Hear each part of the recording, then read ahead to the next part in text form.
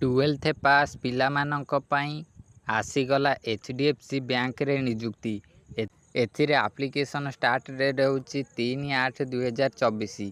3 ଅଗଷ୍ଟରୁ ଆରମ୍ଭ ହେଉଛି, last date ରହିଛି 31 ଅଗଷ୍ଟରେ। ଏଥିରେ ଆପ୍ଲିକେସନ୍ ଫିସ୍ ଆପଣମାନଙ୍କୁ ଦେବାକୁ ପଡ଼ିବ ନାହିଁ। ଦେଖନ୍ତୁ ପୋଷ୍ଟ ନେମ୍ ଏଥିରେ ଭାରିୟସ୍ ପୋଷ୍ଟ ରହିଛି, ମାନେ ବହୁତ ପ୍ରକାରର ପୋଷ୍ଟ ରହିଛି। ୱାର୍କ ଏରିଆ ଦେଖନ୍ତୁ କେଉଁ ଏରିଆରେ ଆପଣ ଏଥିରେ କାମ କରିବେ। ଫାଇନାନ୍ସ, ଇନ୍ସୁରାନ୍ସ ଆଣ୍ଡ ଆକାଉଣ୍ଟିଂ ସର୍ଭିସେସରେ ଏହିସବୁ ଏରିଆରେ ଆପଣ କାମ କରିବେ। ଆପଣଙ୍କର ଏଜୁକେସନ୍ ଏଥିରେ 12th ପାସ୍ ହୋଇଥିବା ଦରକାର। ଆଉ କ'ଣ କ'ଣ ସବୁ ସ୍କିଲ୍ ରିକ୍ୱାର୍ଡ଼ ରହିଛି ଦେଖନ୍ତୁ। ଆପଣଙ୍କର ଭଲ କମ୍ୟୁନିକେସନ୍ ସ୍କିଲ୍ ରହିବା ଦରକାର। KYC ଭେରିଫିକେସନ୍, ବ୍ୟାଙ୍କିଂ ନଲେଜ୍, ଏହା ସହିତ ଆପଣଙ୍କର ବିହେଭିଅର୍ ମଧ୍ୟ ଠିକ୍ ରହିବା ଦରକାର। ଦେଖନ୍ତୁ ଜବ୍ ଲୋକେସନ୍ ରହିଛି ଅଲ୍ ଇଣ୍ଡିଆ। ଏଥିରେ ମେଲ୍ ଆଉ ଫିମେଲ୍ ବୋଥ୍ ଆପ୍ଲାଏ କରିପାରିବେ। ଏଜ୍ ଲିମିଟ୍ ଏଥିରେ ରହିଛି 18ରୁ 35। 18ରୁ 35 ଭିତରେ ଯେକୌଣସି ବ୍ୟକ୍ତି ଏଥିରେ ଆବେଦନ କରିପାରିବେ।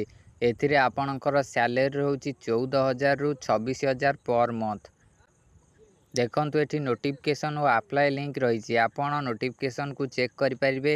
ଆପ୍ଲାଏ ଲିଙ୍କ୍ ଅପସନ୍ ଉପରେ କ୍ଲିକ୍ କରି ଆପଣ ଆପ୍ଲାଏ ମଧ୍ୟ କରିପାରିବେ। ଦେଖନ୍ତୁ ମୁଁ ଆପ୍ଲାଏ ନାଓ ଅପସନ୍ ଉପରେ କ୍ଲିକ୍ କଲି।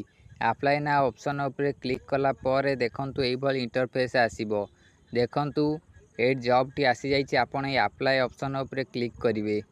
ଆପ୍ଲାଏ ଅପସନ୍ ଉପରେ କ୍ଲିକ୍ କଲା ପରେ ଆପଣଙ୍କୁ ଏଠି ଆକାଉଣ୍ଟ କ୍ରିଏଟ୍ କରିବାକୁ ପଡ଼ିବ। ଯଦି ଆପଣଙ୍କର ଆକାଉଣ୍ଟ ନାହିଁ ତେବେ ଆପଣ ନ୍ୟୁ ୟୁଜର୍ ଅପସନ୍ ଉପରେ ଆକାଉଣ୍ଟ କ୍ରିଏଟ୍ କରିଦେବେ।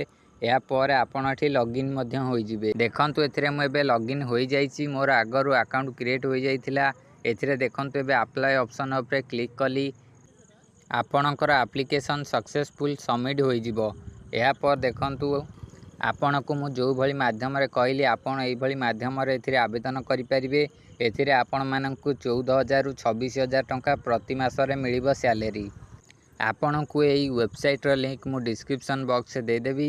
ଆପଣ ଡାଇରେକ୍ଟ ଆସନ୍ତୁ, ଏସବୁ ଗୁଡ଼ିକ ପଢ଼ି ନିଅନ୍ତୁ। ଏହାପରେ ଏଇଠି ଆପଣମାନଙ୍କୁ ଆପ୍ଲାଏ ଲିଙ୍କ୍ ମିଳିଯିବ। ଆପଣ ଆପ୍ଲାଏ ଲିଙ୍କ୍ ଅପସନ୍ ଉପରେ କ୍ଲିକ୍ କରି ଆପ୍ଲାଏ କରିନେଇ ପାରିବେ।